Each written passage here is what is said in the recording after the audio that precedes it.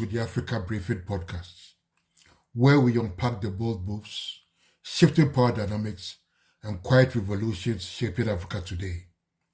I'm John Ofeansa, and today we are heading to Accra, where President John Mahama is not just talking ethics, he's putting skin in the game. Last March, Mahama did what few African leaders have dared to do. He announced that any political appointee who failed to declare their assets would forfeit 4 months of salary. That's not a symbolic gesture. That's enforcement. Real, measurable, and consequential.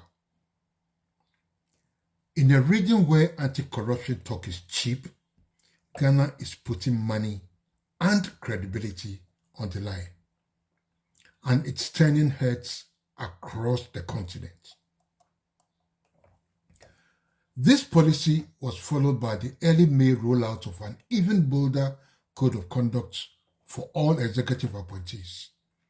Ministers, deputies, advisors, even the president and vice president themselves are covered. Now let's be honest. Africa has never lacked for elegant governance frameworks. The problem has always been implementation. Ghana has had asset declaration laws for decades, but without enforcement, they were little more than ceremonial gestures. This time, it's different. A deadline was set, March 31st, 2025. Miss it, you lose 4 months' pay. 3 as a penalty, 1 automatically donated to the Mahama Cares Trust Fund. And that's not the end of it. Refuse to comply, you are fired.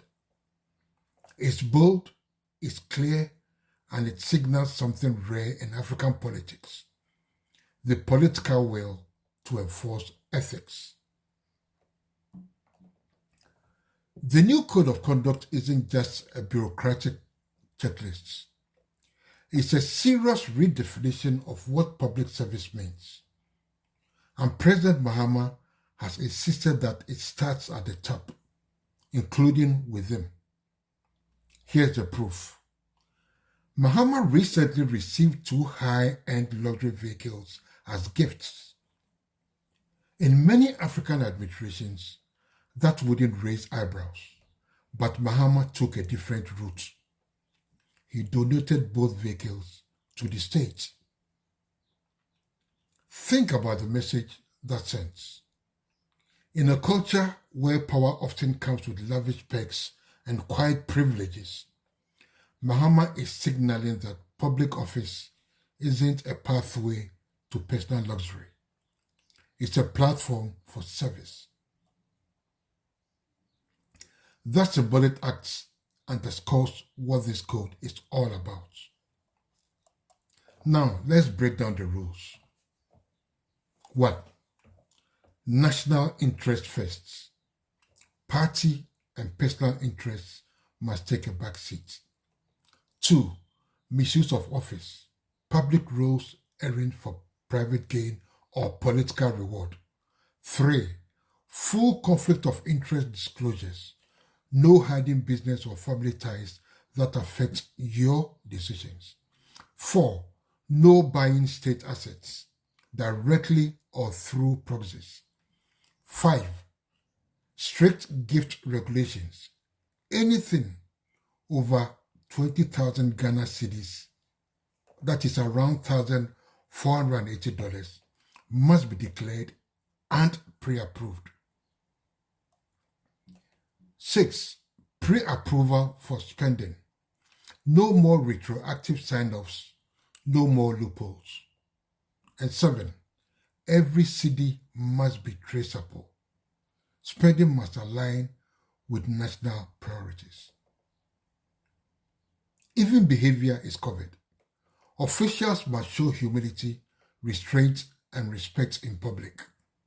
The idea: public service is about stewardship, not status. Perhaps the most forward-thinking piece of the puzzle is this.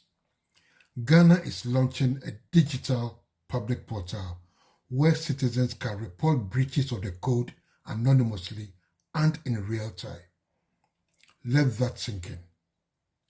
It's not just top-down enforcement anymore. It's bottom-up accountability.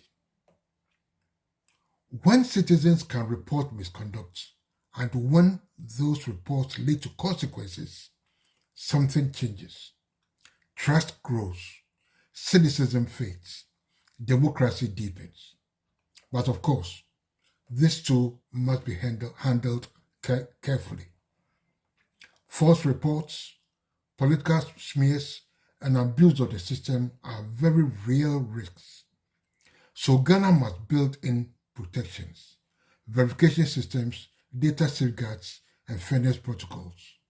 Without them, a good idea could backfire. Zoom out, and this move becomes even more significant. Right now, much of Africa is wrestling with what it means to govern justly. From Nigeria's battles with corruption to South Africa's post-Zuma era reckoning, public trust is fragile. Leadership ethics isn't an academic debate. It's the difference between hope and despair, between staying and fleeing. Corruption drives away investors. It fuels brain drain. It kills public confidence. Ghana's model says it doesn't have to be this way. Governance can be value-driven, not power-driven. Leaders can live simply. Office holders can be held accountable. And rules can even apply at the top. And here's the kicker. The world is watching. If Ghana pulls this off, it could change how donors, investors, and global partners view risk across Africa. But if it stumbles, if enforcement is selective or short-lived, it risks reinforcing the same old story.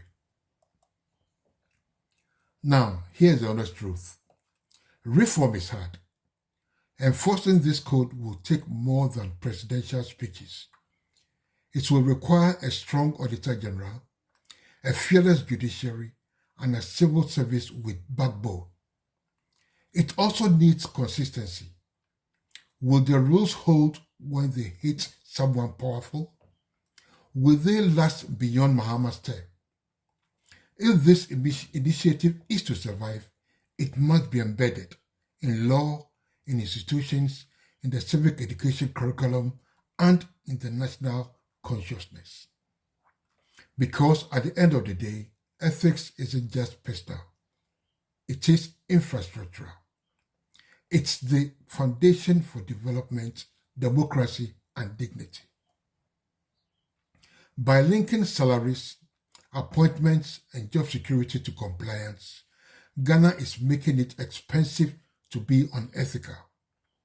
And that might just be the most transformative innovation yet. So, where does this leave us?